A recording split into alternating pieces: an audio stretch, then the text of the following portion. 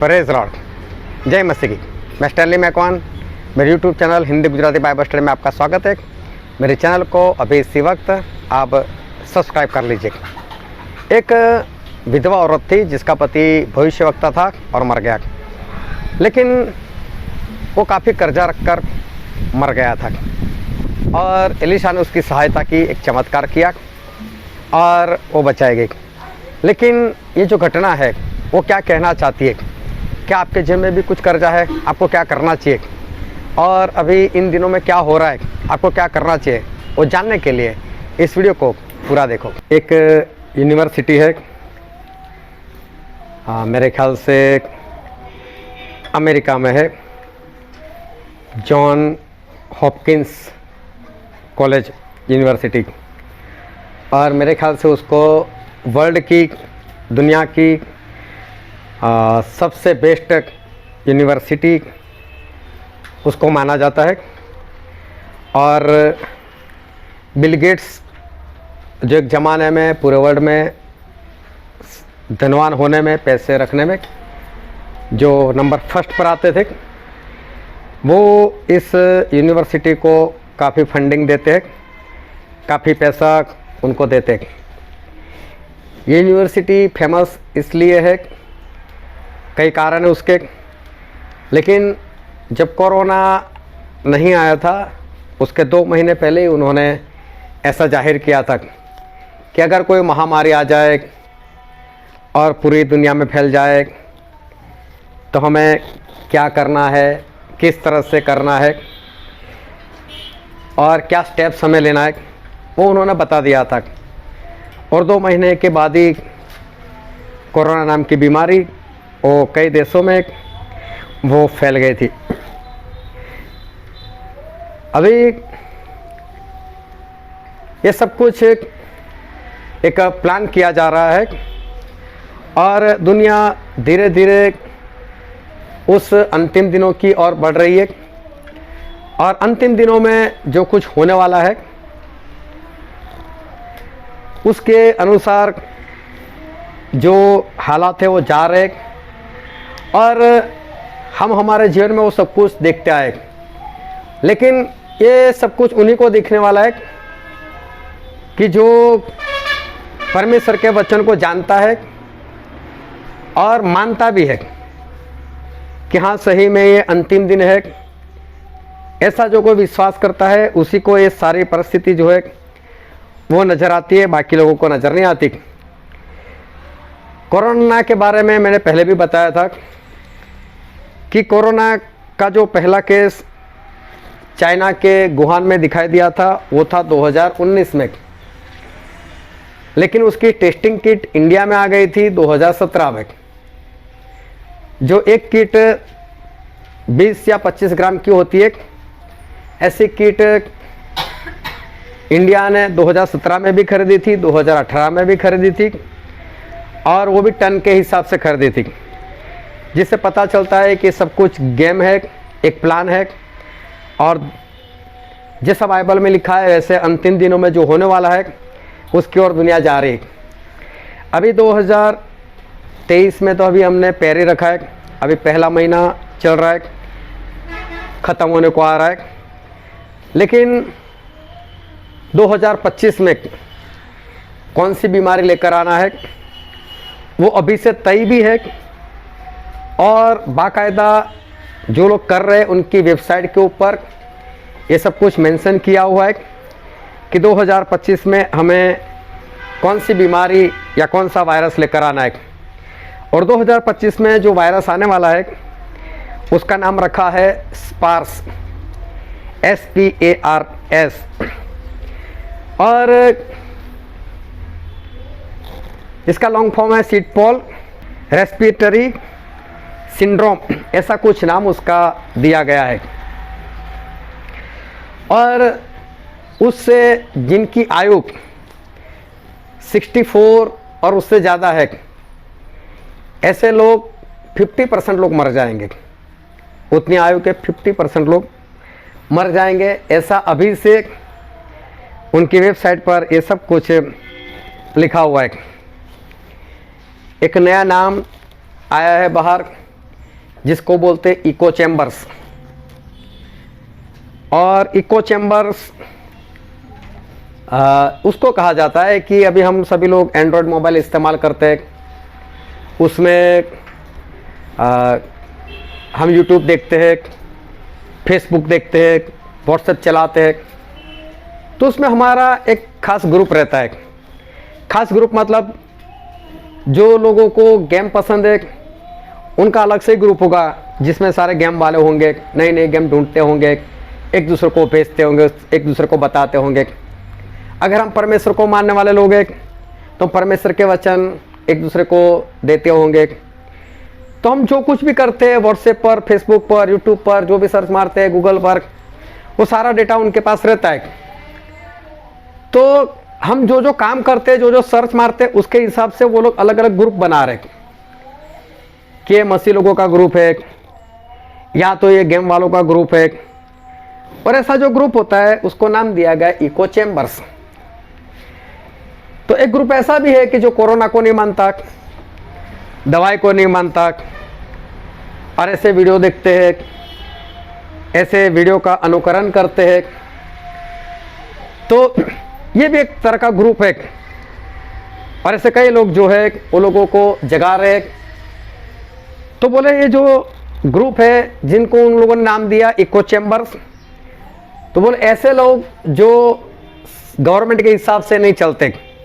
तो गवर्नमेंट तो बताया कि कोरोना नाम की बीमारी है, लेकिन एक डॉक्टर है विलास जगदाल, एक डॉक्टर है तरुण कोठारी, एक डॉक्टर है विश्वरूप रॉय चौधरी, ऐसे जो डॉक्टर लोग हैं और कई ऐसे बड़े लोग हैं, उन लोगों ने बोल दिया कि ये कोई बीमारी है ही नहीं। लोगों को जगाने का प्रयत्न किया। उन लोगों ने बोला वैक्सीन मत लो, उन लोगों ने बोला मास्क मत पहनो, इससे कुछ नहीं होता। लेकिन मास्क पहनने से बीमारी फैलती है, या तो वैक्सीन आपके जीवन के लिए सही नहीं है, या आगे जाके कुछ और काम करेगी। तो ऐसे लोगों के साथ जो लोग जुड़े हैं, जो सरकार की नहीं मानते, जो सरकार के विरोध में काम करते, तो ऐसे इको चैम्बर्स जितने लोग उसमें होंगे, उन लोगों को आतंकवादी घोषित करना, ये उनका एक एजेंडा है कि आने वाले दिनों में 2025 से वो लोग ये करना चाहते हैं कि उस वक्त भी बीमारी होगी, उस वक्त भी वैक्सीन आएगी। और जो लोग नहीं मानेंगे, ऐसे इको चैम्बर्स वाले को टेररिस्ट, आतंकवादी घोषित किया जाएगा और उनको जेल में डाल दिया जाएगा, या तो हो सकता है मार भी दिया जाएगा। फिर बीमारी बढ़ेगी, दवाई की डिमांड बढ़ेगी, दवाई की डिमांड बढ़ेगी तो ऐसा होगा दवाई मिलेगी नहीं। तो एक एजेंडा ये है कि जो पुरानी दवाई जिसकी एक्सपायरी डेट हो चुकी है उसकी डेट बदल दो। और एक्सपायरी डेट अगर 2024 की थी, 2023 की थी, 25 की थी, उसको बढ़ाकर 2029 की कर दो, लोगों को दे दो, चाहे गोली खाकर ही मर जाए। एक ये भी उनका करने का ये प्लान है। और ये सब कुछ अगर उनको करना है, लोगों को बताना है बीमारी है, लोगों को डराना है, इतने केस, तो उसके लिए मीडिया की ज़रूरत पड़ेगी। तो मीडिया वालों को पैसे दो। तो उसके लिए भी उनका बजट जो है वो बजट बनाया गया है कि मीडिया को इतने पैसे दिए जाएंगे ताकि हम जितना बोलेंगे उतना ही वो लोग काम करेंगे। और देखो हम भारत देश में सब कुछ देख भी रहे। राहुल गांधी भारत जोड़ो यात्रा, लेकिन उसके न्यूज़ नहीं दिखाई देंगे। लेकिन जो पार्टी अधिकार में है उनका सब कुछ दिखाया जाएगा। वो अगर छीकेंगे तो अभी अखबार में आ जाएगा, टीवी न्यूज़ में आ जाएगा कि इन लोगों ने छीका या इन लोगों ने पानी पिया। तो मीडिया वाले भी इस तरह से उन्हीं लोगों का काम करेंगे, लोगों को डराने का काम करेंगे। पिछले दिनों में 21 दिन का लॉकडाउन लगा था, फिर बढ़ता गया था। तो कैसे शुरुआत की थी, उसी तरह से आने वाले दिनों में 2025 में ये लोग एक करना चाहते हैं कि ब्लैकआउट, और ब्लैकआउट का मतलब होता है बिजली चले जाना। और बिजली चले जाना मतलब पूरे वर्ल्ड में, आपके घर के अंदर नहीं, आपके इलाके में नहीं, लेकिन पूरे वर्ल्ड में एक साथ बिजली का चले जाना। और अगर आपको ये सारी बातें पता हो तो पिछले दिनों में पूरे पाकिस्तान में बिजली चली गई थी। अगर किसी को पता है तो पूरे पाकिस्तान में बिजली चली गई। और बात तो यह है कि आज तक उनको यह नहीं पता चला बिजली गई कैसे। क्या ऐसा हो सकता है पूरे देश की बिजली चली जाए और किसी को पता तक ना चले? लेकिन किसी ने कोई आवाज नहीं उठाई। प्रैक्टिस हो रही है, आज एक देश में करते हैं, कल को और देश में करेंगे, फिर आने वाले दिनों में पूरे वर्ल्ड में कर देंगे हम लोग। ऐसा इंसानों को तैयार कर रहे कि कोई भी आवाज़ ना उठाए। पूरे वर्ल्ड में 21 दिन तक अगर बिजली चली गई, ना आप टीवी देख सकोगे, ना टीवी पर न्यूज़ देख सकोगे, ना आप व्हाट्सएप चला सकोगे, क्योंकि मोबाइल चार्ज कहाँ करोगे, कुछ भी नहीं होगा। बैटरी से चलने वाली कार, ऑटो, टू व्हीलर सब कुछ बंद हो जाएंगे और दुनिया एक जगह पर स्थिर हो जाएगी। और समझ लो कि 21 दिन तक अगर अंधेरे में रहना पड़ा तो कितने लोग मालूम नहीं पागल हो जाएंगे, कितने लोग टीवी और मोबाइल के एडिक्ट हो चुके हैं, उनकी आदत लग चुकी है, लत लग चुकी है। ऐसे लोग तो ऐसे ही मर जाएंगे। 2026 तक जो स्पार्स नाम की मैंने बीमारी बोला वो 46 देशों में फैल जाएगी। नंबर के साथ लिखा हो सब कुछ कि 2026 में वो बीमारी 46 देशों में फैल जाएगी और लोग वैक्सीन ले, उसके लिए लोगों को डराया जाएगा मीडिया के जरिए। और उस वक्त ऐसा लिखा जाएगा कि स्पार्स कैन किल्ड यू। ये शब्द ही पूरा वेबसाइट पर उन्होंने लिखा हुआ है कि ऐसा हम जाहिर करेंगे, ऐसा हम लिखेंगे कि स्पार्स जो है वो इंसान को ख़त्म कर देगा। वर्ल्ड इकोनॉमिक फोरम जो पूरे दुनिया की इकोनॉमी की देखभाल करता है, उसका जो चीफ है, अगर उसका चेहरा देखो तो भी शैतान जैसा दिखता है तो इंसान वैसे। उसका नाम है क्लाउस। और उसने जाहिर किया कि 2 साल में ऐसा होगा कि साइबर अटैक होगा। 2 साल में, मतलब यही बिजली का चले जाना, ऐसा हो सकता है, ऐसा होगा। अभी सोचो, एक इकोनॉमिस्ट एक कैसे कह सकता है कि साइबर अटैक वो होगा। फिर जितने भी प्रोडक्ट है वो प्रोडक्ट नहीं रहेंगे, लेकिन प्रोडक्ट जो है वो सर्विस बन जाएगी। अभी प्रोडक्ट और सर्विस में क्या फ़र्क है? अगर समझो कि आपको यहाँ से राजस्थान जाना है, जोधपुर जाना है, चलो समझ लो, तो बस का सफ़र लंबा रह जाता है।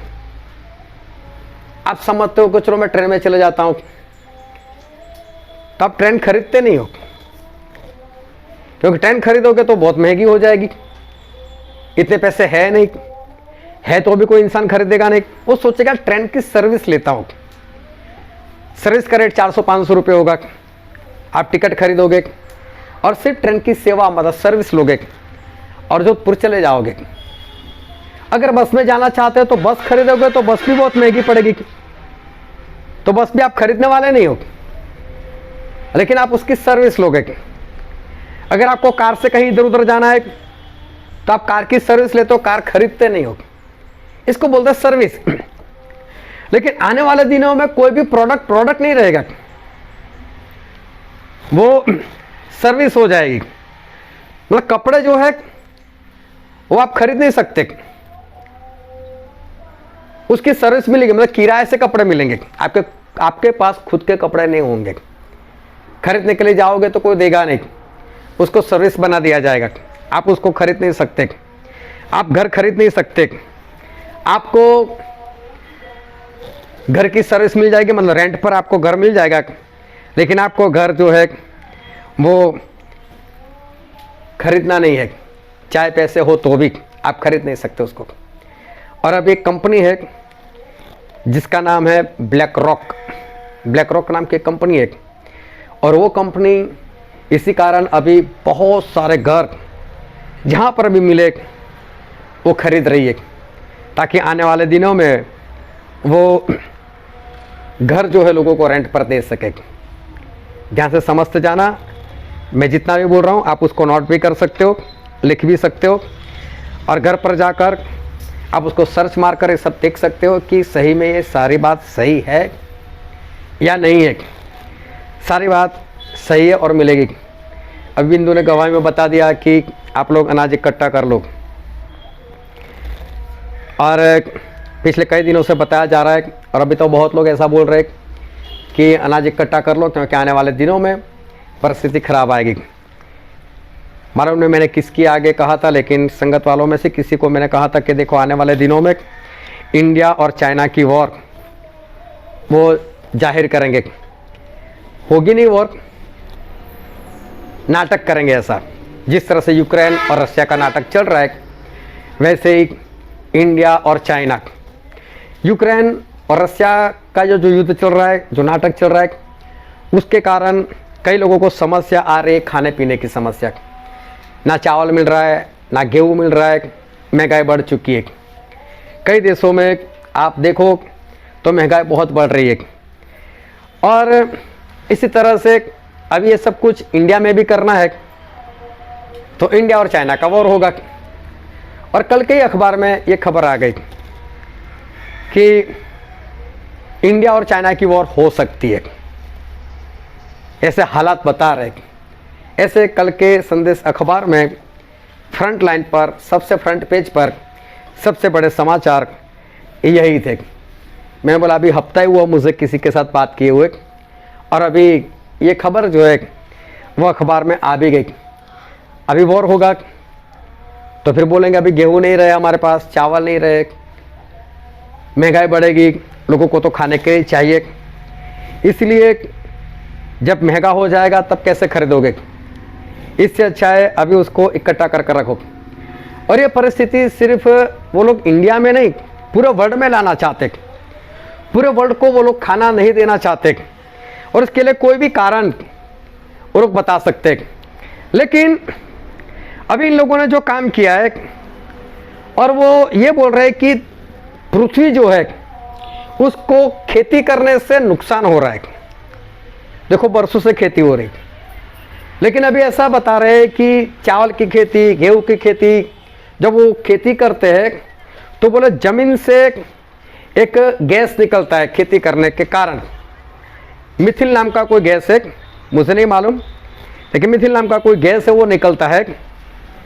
इन लोगों का कहना है ऐसा, उससे धरती जो है, पृथ्वी का गोला है, उसको जोखिम है, इसलिए खेती नहीं करनी।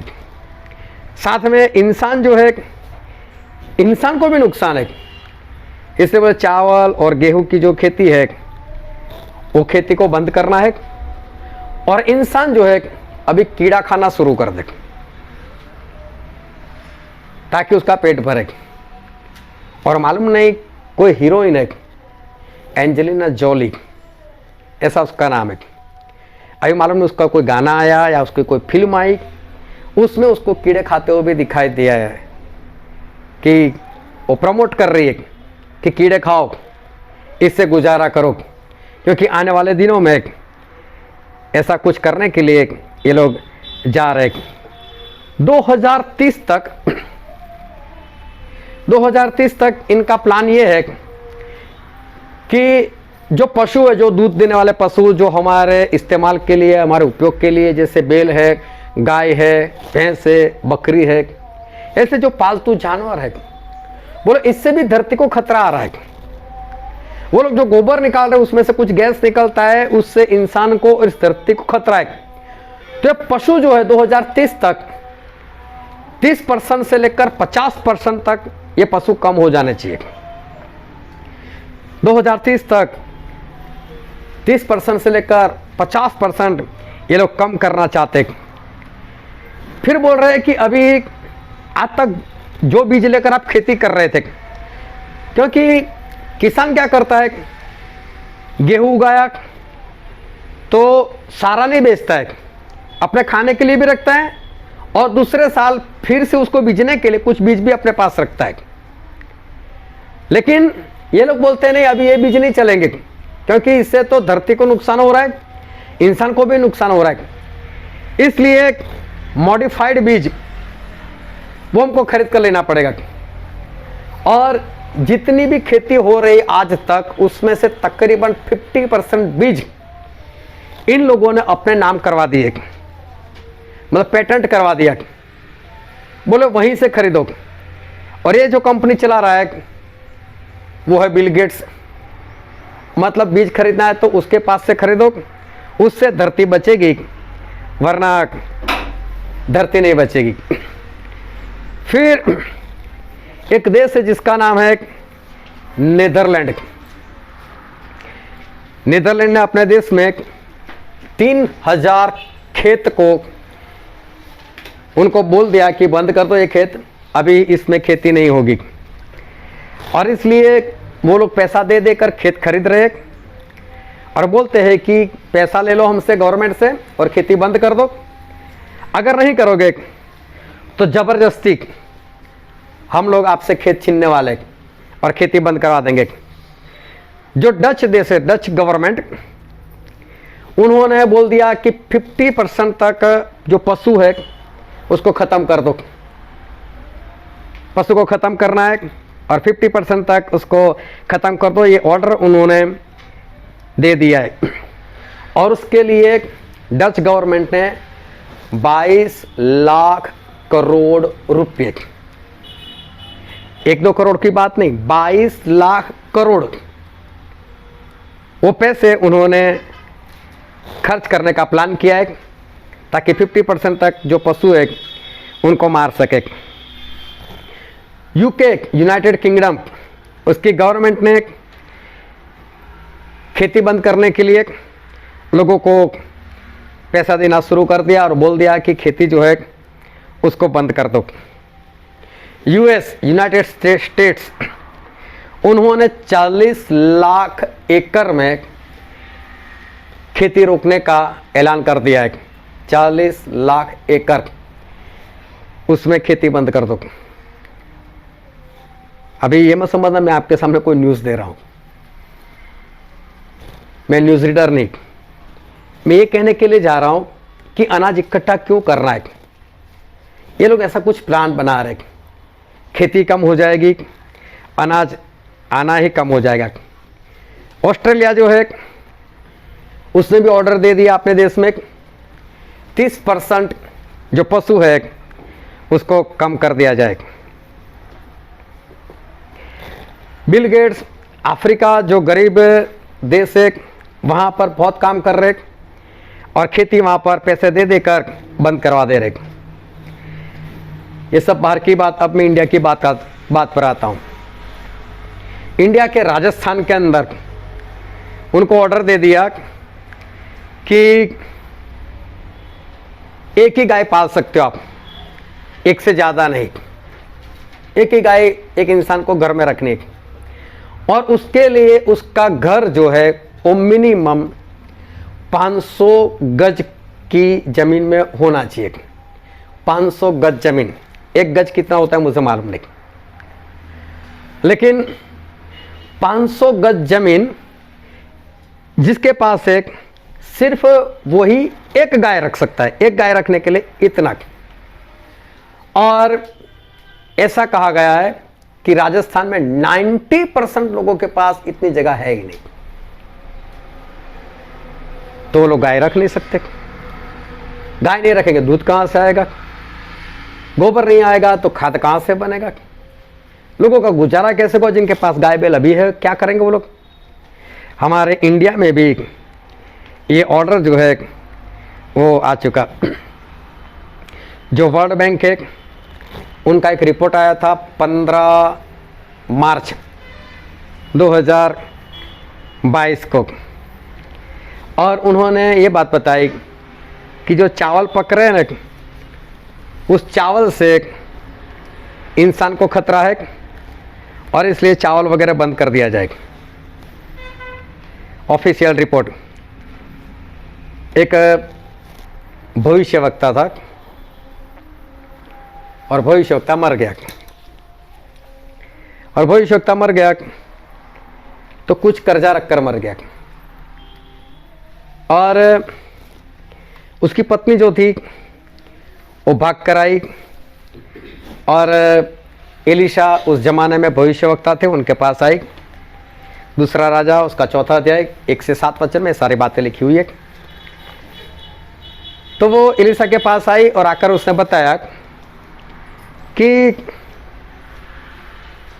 मेरा पति, वो तो भविष्यवक्ता था, वो मर गया, लेकिन कर्जा रखकर मर गया, और कर्जा रखकर मर गया तो अभी मैं क्या करूं, क्योंकि जो लेनदार है वो तो मेरे घर पर आ चुका है, और वो तो बोलता है कि तेरे जो 2 बच्चे ना उसको मैं गुलाम बनाकर ले जाऊंगा, अभी पैसे दे दे, कर्जा उतार दे तो ठीक है, नहीं तो मैं तेरे दोनों बच्चों के लेकर जा रहा हूं। तो भागकर एलीशा के पास गई, मैं क्या करूं क्या करूं, वो तो मेरे बच्चों को लेने के लिए आया। तो बोला तेरे पास कुछ है, तेरे पास कुछ है, तेरे घर में कुछ है? बोले हाँ, मेरे पास कुप्पी में थोड़ा सा तेल है। तो एलीशा ने बताया कोई बात नहीं, जा आसपास से बर्तन लेकर आ, बर्तन कम मत मांगना, ज़्यादा लेकर आना, छोटे मत मांगना, बड़े बड़े बर्तन मांगना, और बोलो जो तेरे पास तेल है ना वो सारे बर्तनों में डालती जा। अभी तेल थोड़ा सा है, बर्तन बड़े बड़े है, एक नहीं ज़्यादा है, जितना हो सकता था वो मांग मांग कर लेकर आई। और वो ऐसे तेल उंडेल रही थी। एक बेटा वो खाली बर्तन देता था, और जब भर जाता दूसरा बेटा उठाकर बाजू में रख देता था। ऐसे करते करते वो डालते गए, बर्तन भरता गया। और फिर उसकी मम्मी ने बोला बेटे और बर्तन लाओ। बेटे ने बोला मम्मी बर्तन खत्म हो गए। वो वापस गए एलीशा के पास, बोले आपने जैसा बोला था वैसे मैंने किया, बहुत सारे बर्तन भर गए। बोला अब क्या करूं? बोले कोई बात नहीं, सारा तेल बेच दे और लेनदार जो है उसको पैसे दे दे, और बाकी जो पैसा बचे उससे बाकी की जिंदगी गुजार लेना। मतलब इतना उसको मिल गया कि बाकी की जिंदगी भी उसकी चली जाएगी। हालेलुया। दूसरा राजा 4:1 से 7 में ये बातें लिखी हुई। एक औरत, एक परिवार जो भूखा मर रहा था, जिनके पास कुछ नहीं था, लेकिन एक भविष्यवक्ता था। उस भविष्यवक्ता के जरिए वो लोग बचाए गए, घर में कुछ भर दिया और वो लोग बचाए गए। आज दुनिया में ऐसे भविष्यवक्ता आपको नहीं मिलने वाले कि आप कहीं पर भागोगे और ये सारी बातों से आपको बचाए और आपको कुछ भर कर दे। और इसलिए जो हालात हो रहे हो मैंने आपको बता दिए कि कैसे कैसे हालात हो रहे हैं। तो उस हालात से बचने के लिए अभी हमारे पास रास्ता है। जो कुछ हो सकता है, बन सकता है, तो उसको इकट्ठा कर लो, ताकि आने वाले दिनों में ये सब जो घटना होने ही वाली है, ये लोग करने ही वाले हैं। बाइबल में भी लिखा है कि ऐसी विपत्ति आएगी जो जगत के अंत शुरू से आज तक नहीं आई। तो सब कुछ हमारे सामने होने ही वाला है। लेकिन हम ऐसी प्रार्थना करें कि बाइबल के सारे वचन हमारे सामने पूरे हो, ऐसी विपत्तियां में हम हो और एक दूसरे का सहारा बनकर हम सारी विपत्तियों को क्रॉस कर कर, पार कर कर हम परमेश्वर के राज में चले जाए। और यूहन्ना को जो बड़ी भीड़ दिखी थी वो भीड़ में हम लोग भी हो, और स्वर्गदूत ऐसा कहे ये लोग वो लोग हैं जो भारी विपत्ति से आए थे। हम परमेश्वर के वचन को पूरा होता हुआ हमारी नज़र के सामने देख सके, ऐसा जीवन हमको जीना है। और इसलिए जो भी चेतावनी आती है उसको मानो, कहीं ऐसा ना हो कि आखिर दिनों में आपका अब तक का जो चलना है वो व्यर्थ हो जाए। हालेलुया। ज़्यादा जानने के लिए इस वीडियो को देखो।